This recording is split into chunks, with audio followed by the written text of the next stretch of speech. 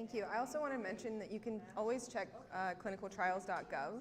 That has all of the available clinicaltrials.gov. So that's the governmentally run website that tells you all of the clinical trials that are available for all diseases. So you can search FSHD there as well if you want to get more information.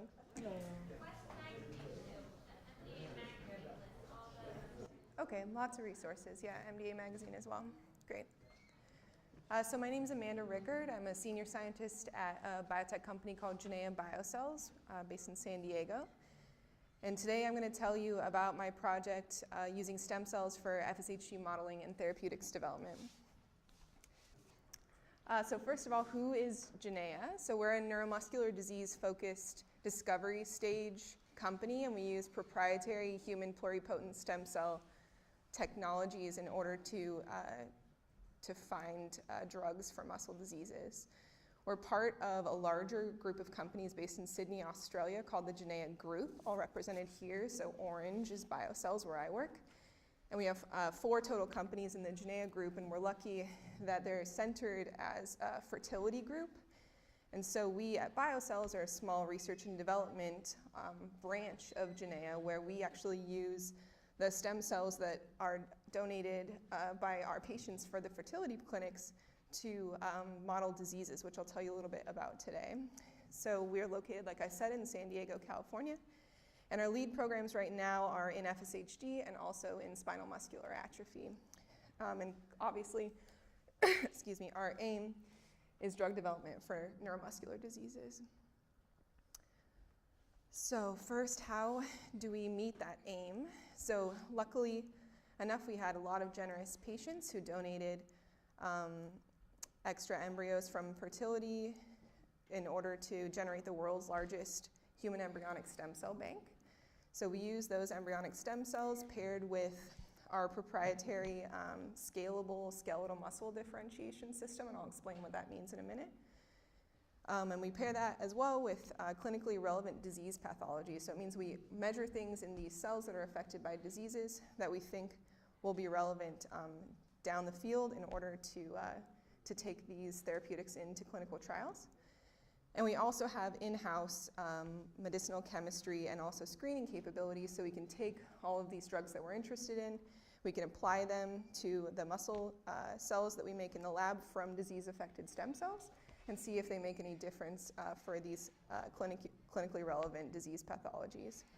So first, I just wanted to tell you a little bit about what a stem cell actually is.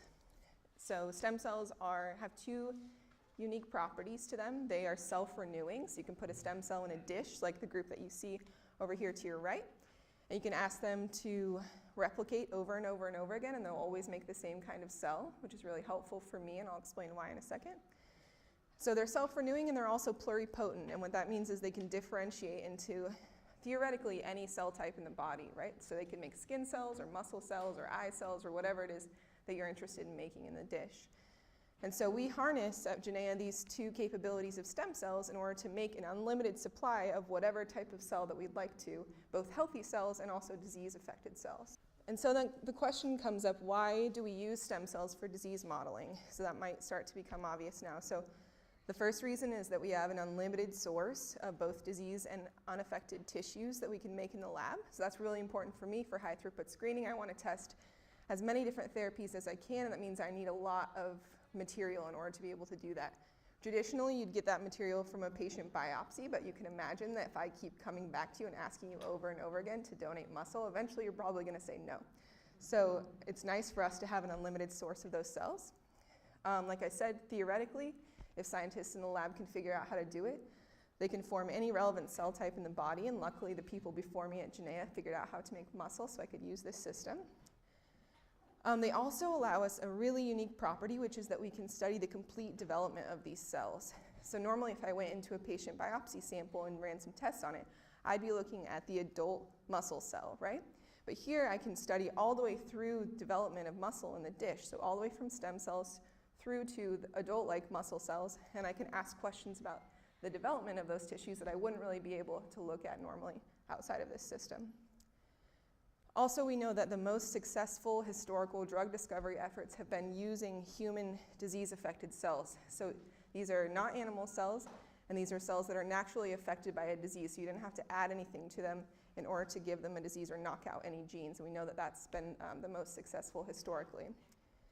Also, a specific reason that I like this system for use in FSHD is that none of the animal models that we would normally use in the lab, like flies or mice or worms, naturally have the gene that causes FSHD. So DUX4 is a primate-specific gene.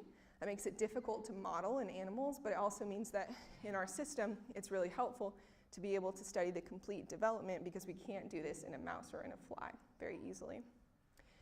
And so at Jenaya, we have a variety of different stem cell lines that I've been able to use in this project. So we have 3 different FSHD-affected embryonic stem cell lines, the first 3 that you can see there. We also pair them with unaffected lines so we can see how these drugs affect normal muscle during development.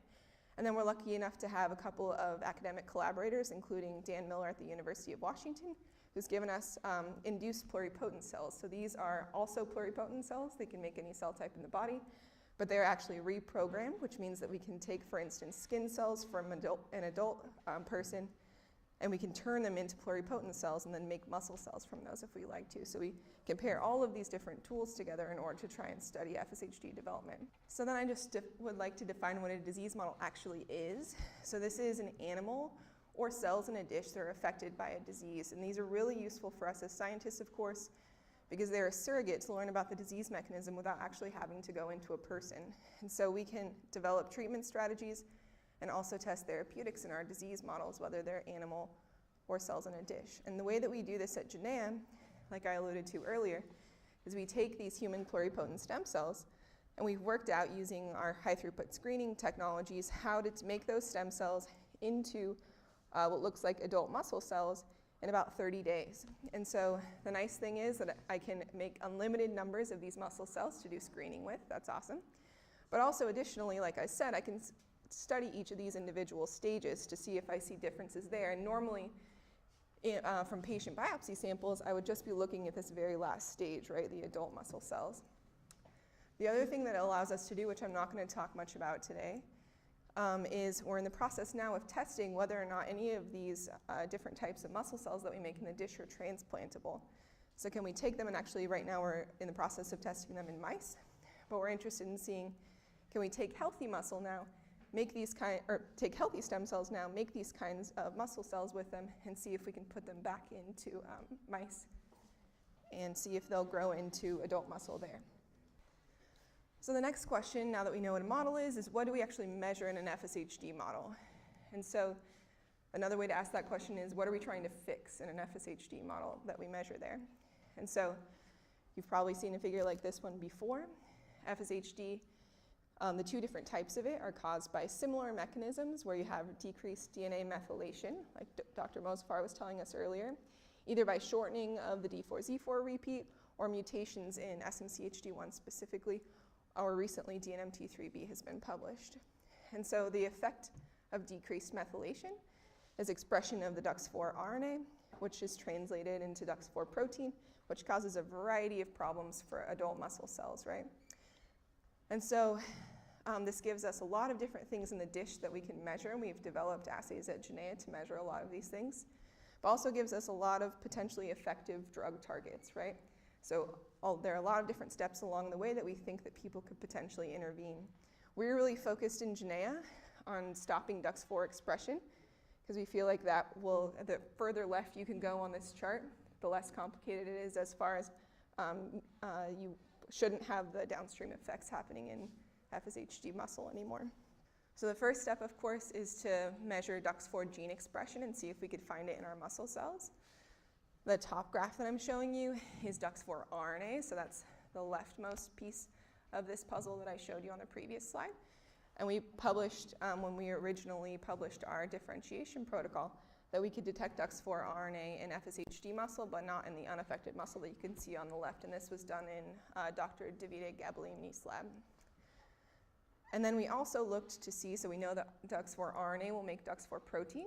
So we looked to see if we could detect DUX4 protein in our FSHD muscle cells here on the top.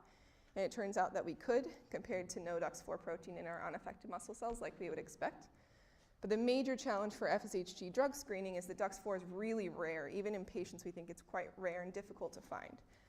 And so we developed a couple of strategies in the lab in order to make it a little bit easier for us to detect DUX4, because that's our target when running the screens, right? If we can't detect DUX4, then what are we even looking for? What do you mean it's rare? It doesn't show up? Right, she's asked, what do I mean it's rare? So it's really lowly expressed. A low number of muscle cells in a dish express it, even if you take muscle cells from an adult patient. It's difficult to find. And we also think it could be really lowly expressed even in those individual cells. So its signal is quite low compared to other muscle genes even.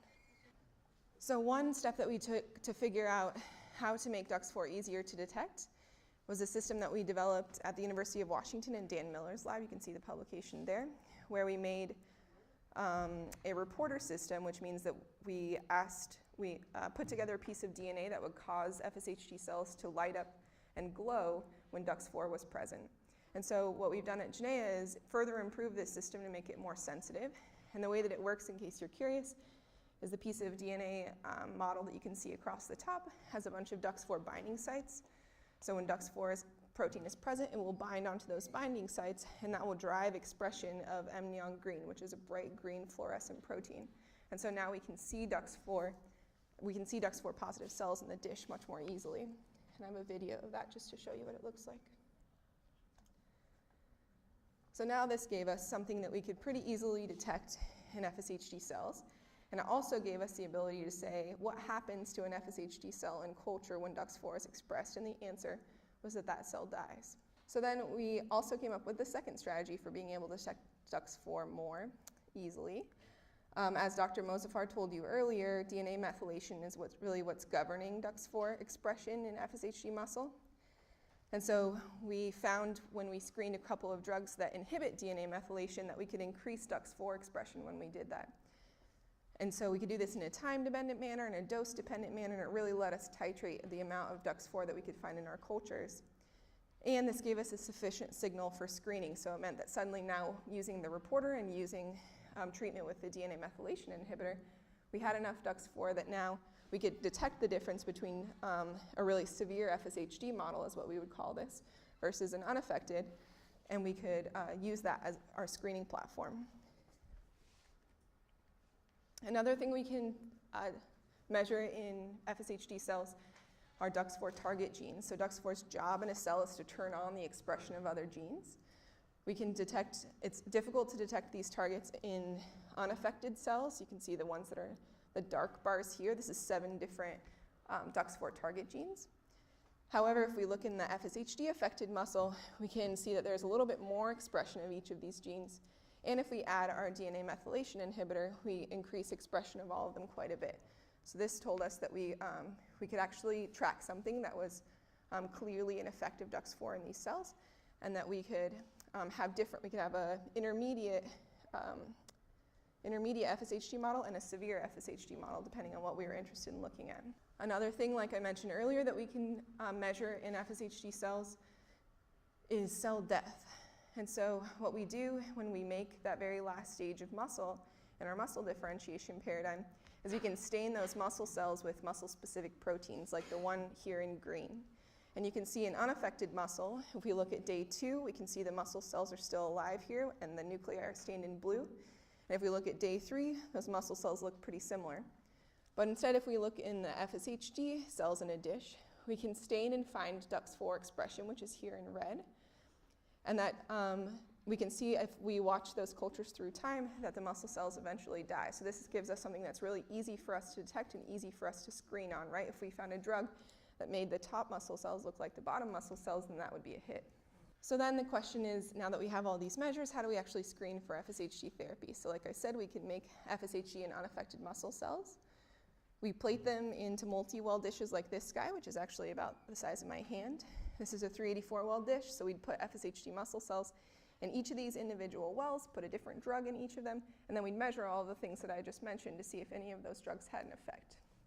Luckily for me, we also have some fancy robots in the lab, so I don't actually have to do this by hand. So I thought I would show you a couple of videos of those robots in action. And so it's their job to put the cells in the dish, to feed the cells, and also to deliver the drugs themselves. I find that bottom one a little bit terrifying. We call it the scorpion. It's kind of stabby. Okay. So how many robots work for you? So the top one that you saw there, that's the TCAN. She asked how many robots do we have.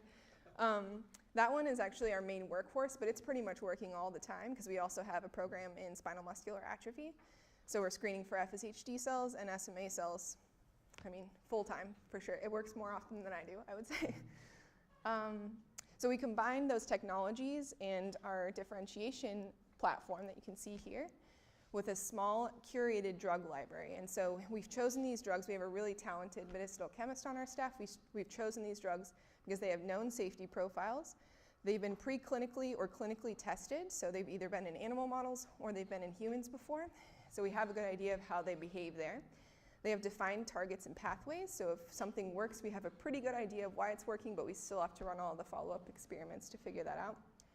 And they also have favorable stability and delivery profiles, so we have a good idea of how they should react in either an animal or in a person. So what have we found so far? This is an example of one of the hits that we found in the screen. So you can see the DUX4 expression level here on the left. So as we increase the concentration of this drug, for instance, we can see DUX4 drops down in our cells. It's barely detectable here at the very bottom.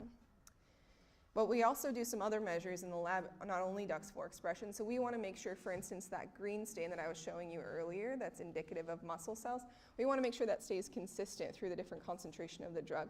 I can tell you for sure that the easiest way to knock down DUX4 expression in a culture is to stop making muscle cells, because DUX4 is only expressed in muscle cells, but clearly we wouldn't want to do that in a patient, so it's important for us to measure these types of muscle differentiation markers. And then we also do measures like nuclei number for toxicity, so we want to make sure that when we increase concentration of the drug, that we're not killing the cells in the process, because some drugs are toxic at highest concentrations.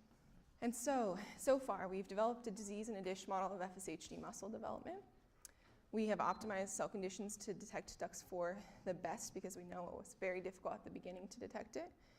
We've defined measurable outcomes for disease improvement in a dish, right? We wanted to see what is it that we feel like we need to fix, and can these drugs actually fix those things? We've designed and compiled our targeted drug libraries and screened the drugs, and now we're in the process of following up the hits, including secondary assays and safety studies. So it looks like we're almost finished here, right? I've done this for myself psychologically because this is 8 years of my life worth of work. But in reality, we're sort of halfway through that very first step on the left side of Dr. Shea's first slide, right? So we're in the process now. We need to make sure that we're hitting exactly the target that we want to and not hitting anything else. We need to go into animals and be sure that these compounds are safe and that they're working in all of the different models that we could possibly test them in. And then we need to move into trying to figure out how to design clinical trials to see if they're efficacious. And so for me, this feels like progress, but there's a lot of work left to do. I should also credit all of the different people who have been involved in this. So this is us at Jenaya.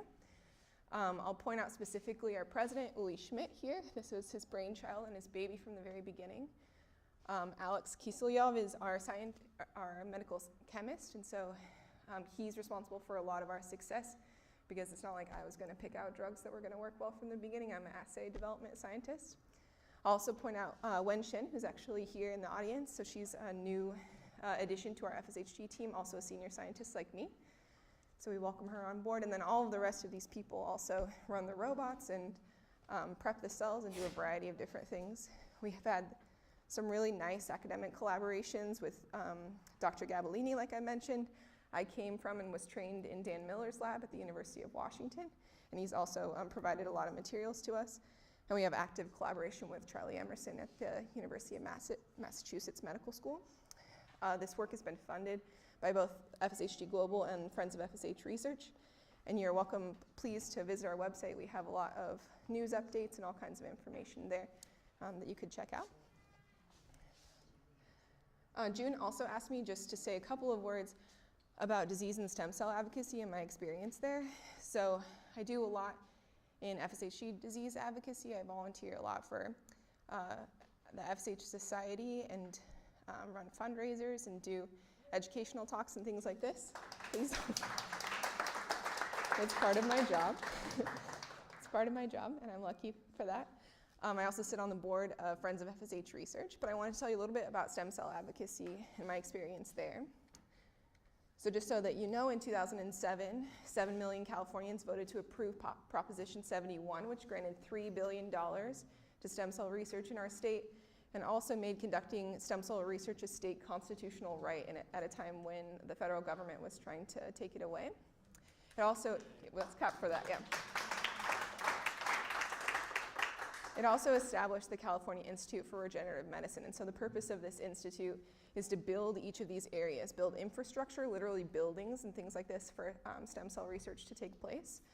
Discovery in labs like mine, where they're using stem cell technologies in order to try to learn something about diseases. Translational, which means actually moving things from a lab into the clinic. Clinical, in work like supporting the information that Dr. Shea just gave us. And then educational and teaching the public what it is that stem cells can do and why we use them. And so I volunteer for an organization called Americans for Cures. We're the nonprofit arm of CIRM, so we're tasked with educating the public about what it is that CIRM does and why stem cells matter. So I just wanted to inform you that so far 40 funded stem cell clinical trials have taken place in California, including the establishment of 3 alpha clinics at City of Hope, UCLA, and UCSD. So here in Southern California, we're particularly stacked. CIRM provides grants for scientists and physicians, including student training for Bridges students, which are undergrads and master's students, and Spark students, which is in high school, which is kind of amazing. We at Jenaya have specifically benefited from this because we've hosted 5 different CIRM interns. So these are people whose salaries are paid by CIRM, but we actually provide all of their materials and do all of their training. They also do basic science research grants and preclinical and clinical studies. And there isn't a stem cell biologist that I know in California whose career hasn't somehow benefited from the fact that CIRM was passed here. It's also created jobs, of course, and trained the next generation of stem cell researchers, and it's established California as certainly a leader in the stem cell field. It's also the reason that many scientists and doctors have come to California to study and use stem cells here, and also biotech companies. So I can tell you for sure that Jenaya, our BioCells group, moved to California 3 years ago. We wouldn't have done that if Proposition 71 hadn't been passed. And also, I wouldn't have moved to San Diego from Seattle if this hadn't happened. So it's made a big impact on the stem cell research that happens here.